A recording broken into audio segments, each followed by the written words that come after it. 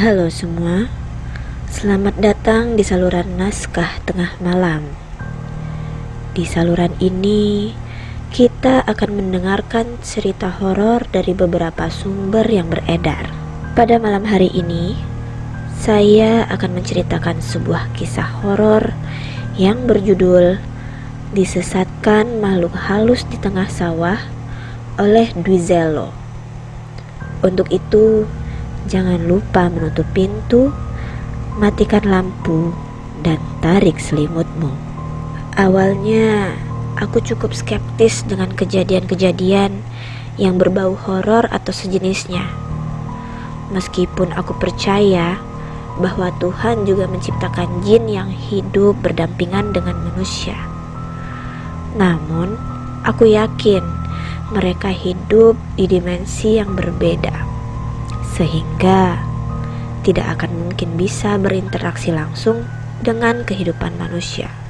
Semua pemikiranku akhirnya berubah. Tak kala ibuku mengalami sebuah kejadian yang tak bisa dinalar dengan logika. Wallahu alam. Lambat laun, aku pun menyadari kehadiran mereka. Oke, kita mulai dari historikal ibuku dulu. Ibuku bisa dibilang sedikit lemah bulu. Dulu, saat aku masih berusia kurang lebih 5 tahunan, ibuku pernah mengagetkan seisi rumah. Bagaimana tidak? Saat ibuku sedang bersedih karena sesuatu yang tak aku mengerti, tiba-tiba di antara suara tangis ibuku, spontan terdengar suara wanita tua yang tertawa cekikikan. Aku dan kakak perempuanku pun terhenyak kaget. Kami segera berlari menuju ke arah suara itu. Sungguh heran rasanya, karena sumber suara itu ternyata dari ibuku. Bapakku hanya bisa menepuk pipi ibu dan berkata pelan, "Sadarlah Bu, sadar." Malam pun semakin larut. Kira-kira waktu itu jam sudah menunjukkan pukul 11 malam. Bapak dengan sigap segera membopong ibuku ke dalam kamarnya, lalu merebahkannya di atas kasur, sembari terus berusaha menyadarkannya. Aku yang saat itu masih kecil hanya bisa terdiam melihat ibuku yang menunjukku dengan telunjuknya, sembari terus tertawa cekikikan. "Koe sopo?" "Kamu siapa?" kata ibuku dengan suara serak dan tinggi seperti suara nenek-nenek. Kami hanya bisa terperangah menatap ibuku yang menunjuk satu persatu di antara kami dengan menyuguhkan pertanyaan yang sama. "Loh, lah ini anak lakimu Bu, Joko. Sadarlah Bu," ujar bapak yang tak terlihat panik sama sekali. Kutatap kakak perempuanku yang tiba-tiba beranjak mengambil air minum, lalu ia pun berkomat kamit di atas gelas air minum itu, kemudian meniupnya. "Bu, minum ini," seru kakakku yang saat itu sudah sekolah SMP. Tahukah bagaimana reaksi ibuku saat itu? Ia kembali tertawa cekikikan, seperti mengejek perbuatan konyol kakakku. Kakakku hanya bisa menangis khawatir, sembari terus menciumi tangan ibuku. Di saat ibuku masih dalam pengaruh kesurupan itu, beberapa kali sosok ibuku kembali. Lalu tak lama kemudian, ia kembali lagi menjadi sosok yang lain. "Simbah iki wonge apik, Pak. Dekno ora gelem nyakiti aku. Dekno wong apik. Wonge seneng milu aku," jarene. "Nenek ini orangnya baik, Pak. Beliau tidak akan menyakiti aku kok." Katanya beliau suka ikut sama aku.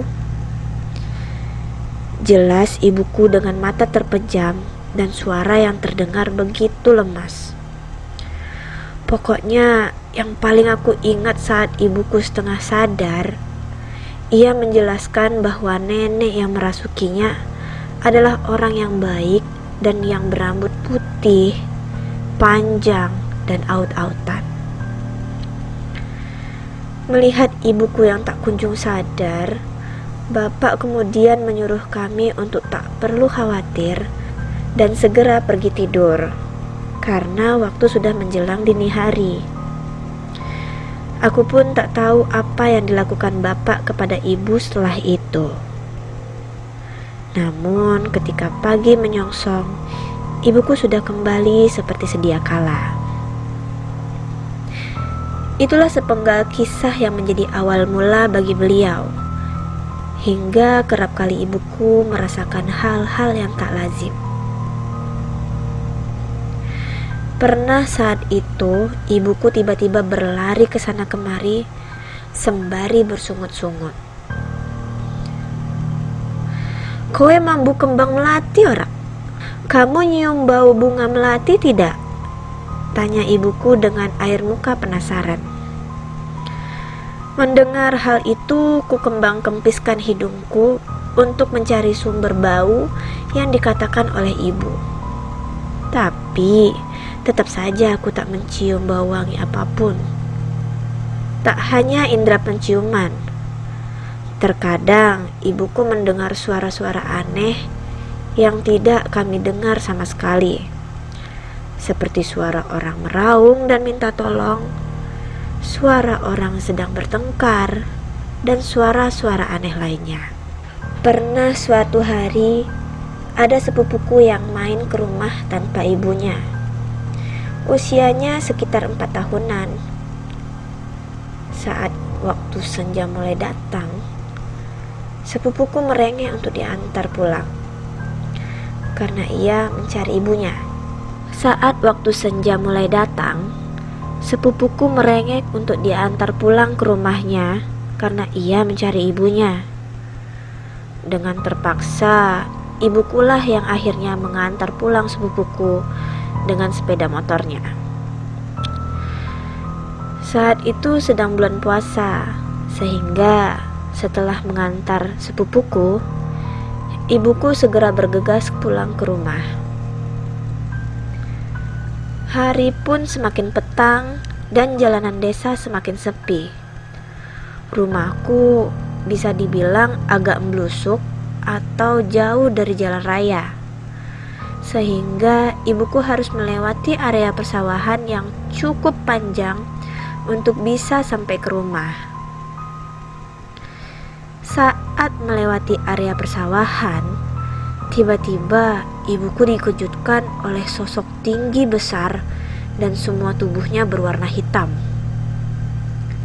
Sosok itu berdiri di tengah jalan sembari melototi ibuku yang saat itu hendak melewatinya. Syukurlah, rasa syok ibuku masih bisa ia kendalikan. Lalu beliau dengan rasa takut dan panik segera mempercepat laju motornya menyusuri jalanan yang terjal. Oke, spoiler untuk posisi genderuwo tersebut berdiri. Jembatan ini memang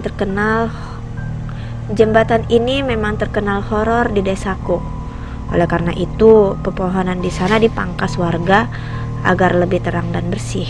Itulah beberapa hal yang ku tahu pernah dialami ibuku sebelum kejadian yang akan kuceritakan selanjutnya terjadi. Belum lama ini ibuku jatuh tanpa sengaja, hingga kaki kirinya sakit, lebam, dan tak bisa berjalan hingga berhari-hari. Lambat laun karena proses pengobatan, ibuku akhirnya bisa berjalan sedikit demi sedikit.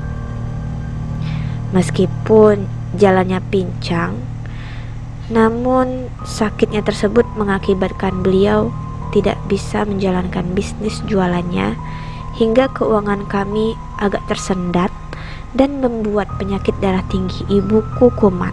Suatu hari, di tengah sakitnya itu, ada acara selamatan di rumah bibiku.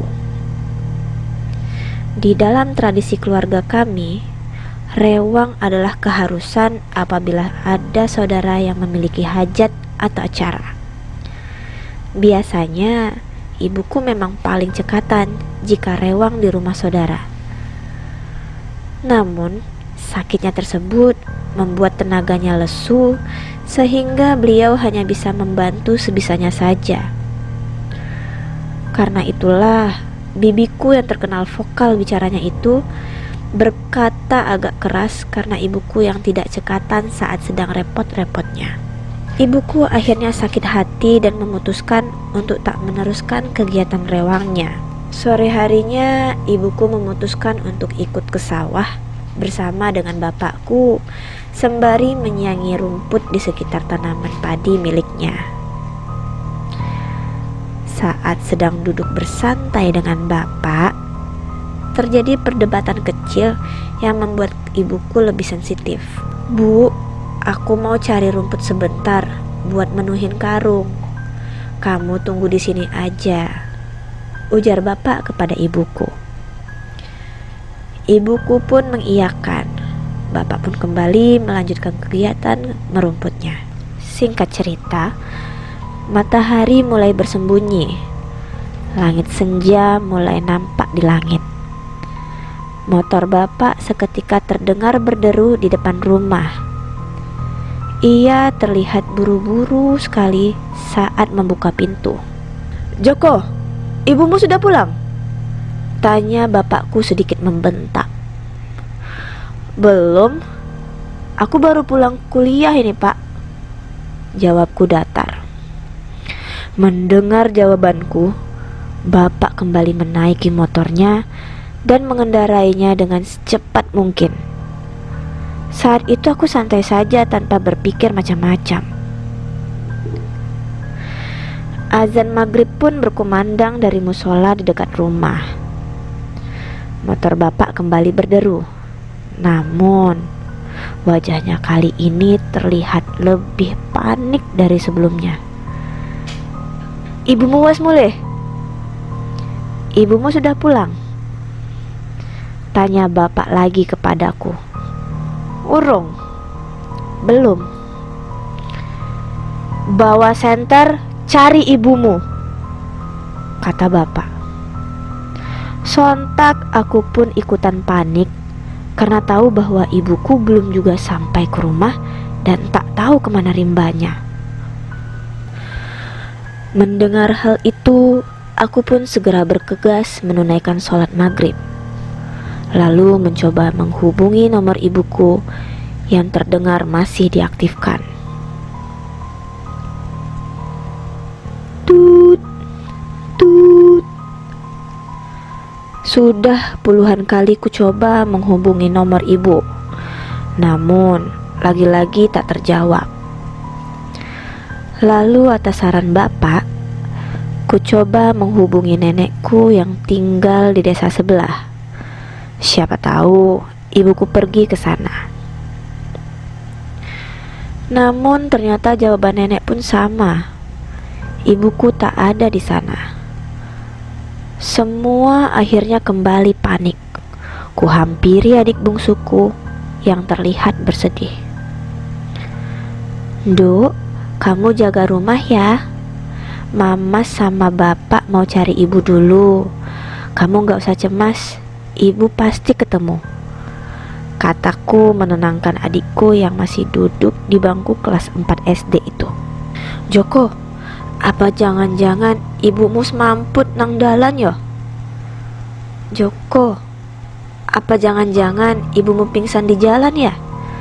tukas bapak dengan nada bergetar. "Mbah pak." "Entahlah pak, jangan-jangan memang pingsan, bukannya semalam ngeluh sakit kepala," jawabku menganalisa keberadaan ibu. "Tadi orangnya bawaannya mau marah-marah saja. Waktu mau tak ajak pulang, tak lihat orangnya sudah tak ada," Pikirku kakinya pincang, mana mungkin bisa berjalan jauh. Kan gak mungkin, pasti orangnya ada di sekitar sawah, Le. Itu analisa bapak. Analisa sementara kami, pasti ibu memang pingsan di sekitar sawah. Namun karena hari sudah menggelap, akan sulit menemukan ibu yang terkapar di tengah persawahan yang begitu luas. Berita hilangnya ibu sontak membuat geger warga. Bagaimana tidak, saat aku dan bapak hendak mencari ibu ke sawah, beberapa kali kami menanyai orang-orang yang lewat. Siapa tahu mereka melihat ibuku. Hingga ada salah satu tetanggaku yang katanya tak sengaja melihat ibuku berjalan sendiri ke arah jalan pintas. Sore tadi sebenarnya aku sedang merumput. Lalu aku lihat Mbak Siti berjalan sendiri ke arah sungai. Pikirku kok pulangnya nggak sama sampean. Saya kira, alah, mungkin mereka sedang marahan. Terang Mas Suryo yang saat itu bertemu dengan kami. Kami pun bimbang. Tak mungkin di kegelapan malam ini kami berdua mencari ibuku sendiri. Akhirnya warga pun berinisiatif untuk membantu mencari di mana keberadaan ibuku. Tugas pun dibagi per kelompok. Beberapa warga mencari di sekitar sungai. Ada yang mencari di sekitar sawah milik bapak. Ada yang mencari di jalan utama, sedangkan aku dan Mas Suryo bertugas mencari di sekitar jalan pintas yang kabarnya mungkin dilewati oleh ibuku. Sebagai informasi, lokasi sawah bapakku ini agak dekat dengan sungai kecil yang disebut kali. Nah, di sungai ini terdapat jembatan yang terbuat dari bambu yang menghubungkan sawah dengan jalan pintas menuju ke arah rumahku. Lewat di sana sebenarnya memang lebih dekat, namun lokasinya memang cukup menyeramkan. Di seberang jembatan ada pekarangan yang sangat luas dengan pepohonan yang sangat rimbun. Di sebelah kiri pekarangan terdapat kebun karet. Lalu di sebelah pepohonan karet agak kesananya lagi terdapat area pemakaman. Sedangkan di jalur sebelah kanan terdapat kebun sawit dan pepohonan bambu. Sehingga di lokasi itu memang tak ada perumahan warga. Rumah kami yang berada di lingkungan pedesaan rata-rata masih memiliki pekarangan lebar di sekitar rumah. Berikut spoiler tempat di mana aku mencari keberadaan ibuku. Dan ini sungai Akakali yang dihubungkan dengan jembatan bambu, sehingga jembatannya masih jauh masuk ke dalam lagi. Orang-orang yang pulang dari sawah terkadang memang melewati jalan itu, namun hanya saat siang hari saja. Karena jika lewat sana di kala petang, bisa dipastikan jalanan pun tak akan kelihatan saking gelapnya. Menurut cerita kakak perempuanku yang saat ini tinggal jauh bersama suaminya, mengatakan bahwa dulu aku sempat diganggu makhluk halus saat aku masih berusia 2 tahunan. Awalnya aku diajak keluargaku untuk menengok sawah sekaligus jalan-jalan sore. Hari pun semakin larut. Agar cepat sampai ke rumah, kami melewati jalan pintas yang aku ceritakan tadi. Malamnya, aku tak berhenti menangis sampai dini hari. Ditenangkan berbagai cara pun tak membuat tangisku berhenti. Katanya aku berteriak ketakutan sembari menutup mataku. Aku pun berhenti menangis saat diminumi air pemberian Mbah Senen, dukun paling tertua di desa kami. Sejak saat itu, bapak dan ibu tak pernah mengajakku lewat jalan itu, terutama saat hari menjelang senja. Kembali ke cerita soal ibuku. Aku bersiap-siap membawa senter untuk melakukan aksi pencarian. Sedangkan bapakku bergegas ke rumah Mbah Senen untuk meminta bantuan.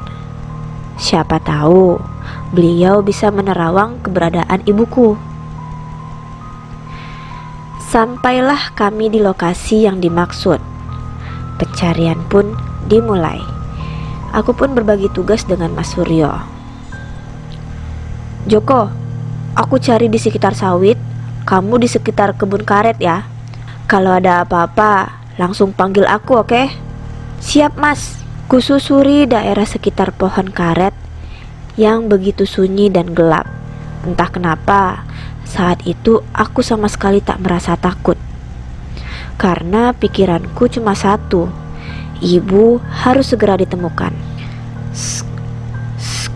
Tiba-tiba terdengar suara daun-daun kering yang tersapu.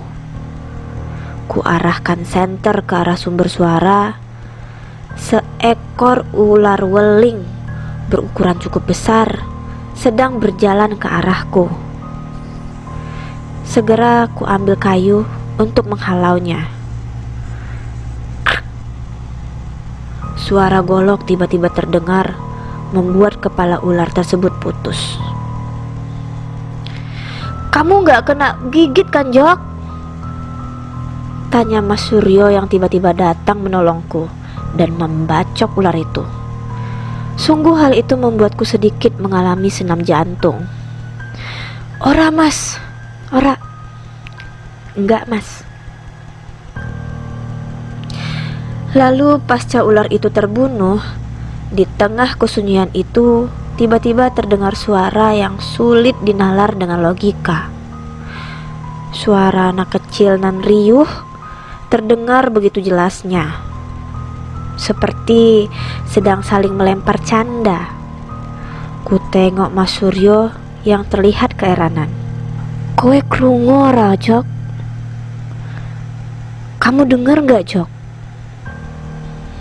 Kami pun saling berpandang, memasang kuping lebar-lebar untuk memastikan kembali apa yang kami dengar itu.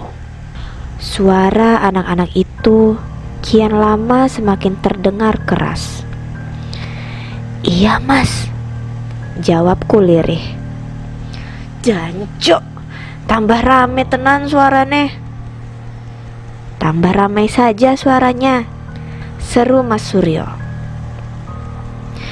Entahlah, malam itu adrenalinku benar-benar terpacu. Aku sama sekali tak takut dengan situasi yang sedang kuhadapi saat ini. Aku malah kesal dan geram.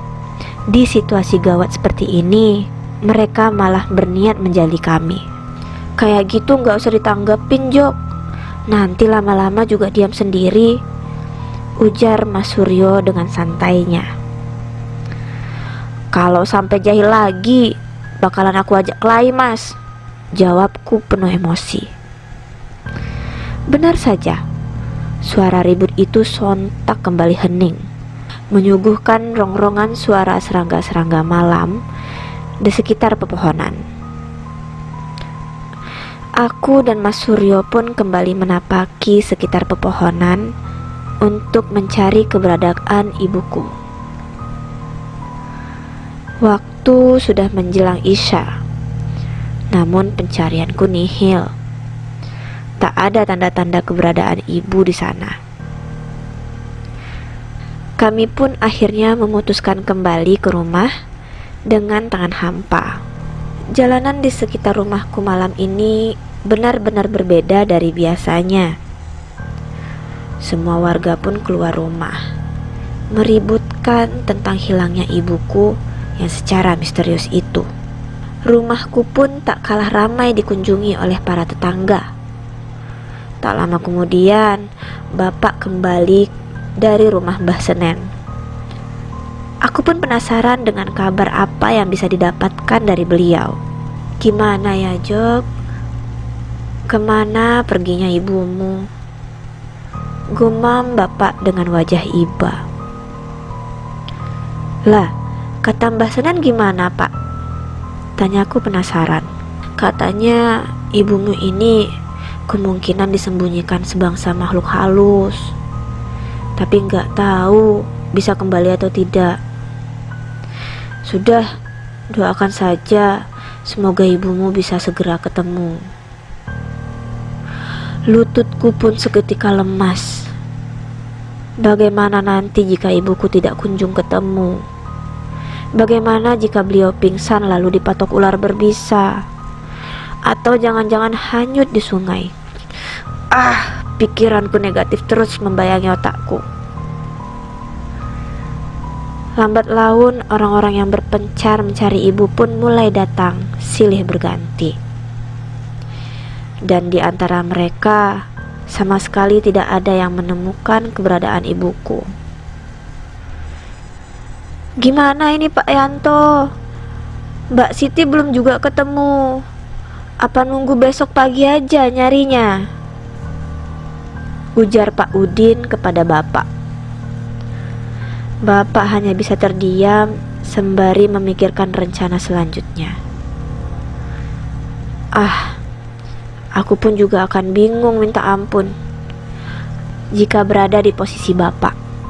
Rasa khawatir seketika mengingatkanku kepada adik perempuanku, Nina. Sedari tadi, ia memang kusuruh untuk berada di dalam kamar saja. Segera kuhampiri Nina di sana yang terlihat sedang menangis sembari bergumam memanggil ibunya. Kamu tenang ya, ibu pasti ketemu, kataku meyakinkannya. Drak! Tiba-tiba terdengar suara seperti benda jatuh. Sontak seluruh warga yang ada berteriak satu sama lain. Woi, apa tuh yang jatuh? Teriak salah seorang warga. Suaranya dari rumah Mbah Romlah, seru yang lain. Orang-orang pun berbondong-bondong ke sana. Ada yang langsung berlari untuk memastikan sumber suara itu. Mbak Siti ketemu! Mbak Siti ketemu! Teriak salah seorang yang pertama kali melihat ibuku. Aku pun segera berlari menuju ke rumah Mbah Romlah, tempat di mana ibuku tiba-tiba muncul secara misterius. Saat itu, kondisi ibuku sedang pingsan. Lalu beliau pun segera dibopong ke dalam kamarnya. Sebagai info, rumah Mbah Romlah ini letaknya berseberangan dengan rumahku, namun tidak berhadapan pas dengan rumahku, karena sebelah rumahnya terdapat pekarangan yang Mbah Romlah. Setelah penemuan ibuku yang tiba-tiba seperti terjatuh dari atas itu, sontak membuat warga keheranan dan bertanya-tanya, bagaimana mungkin ibuku bisa sampai di depan rumah Mbah Romlah secara mendadak? Sedangkan jalanan sedari tadi sangat ramai. Kapan ibuku lewatnya? Kenapa semua orang tak melihatnya lewat menuju rumah Mbah Romlah? Jika memang beliau melewati jalan lain, lalu lewat mana lagi? Karena jalan menuju rumah Mbah Romlah tidak ada jalan pintas. Namun, rasa penasaran itu dengan mudah kuabaikan, karena aku bersyukur ibuku akhirnya bisa ditemukan. Kini semua orang mulai lega, meskipun masih dipenuhi berbagai tanda tanya. Pak Yanto, kalau ada orang yang hilang karena barang halus begini, biasanya kalau sadar akan seperti orang linglung. Jangan lupa dibawa ke orang pintar, Pak, kata Mas Suryo memberi saran. Enggih Mas, jawab bapak. Sekitar 3 jam lamanya, ibuku akhirnya siuman. Matanya terlihat berat untuk terbuka. Semua orang yang masih ada di rumahku seketika berkucap. Semua orang yang masih ada di rumahku seketika berucap syukur. Mata ibuku menyelidik keadaan sekitar, memandangi orang-orang yang tengah mengerumuninya, termasuk aku, bapak, dan Nina. Aku nang endi? Aku di mana? Tanya ibuku dengan suara seperti ketakutan. Iki nang omahmu, Bu. Ini di rumahmu, Bu, ujar bapak sembari memijat punggung ibu. Aku iku sopo? Aku ini siapa? Tanya ibu. Sontak jantungku berdegup tak karuan.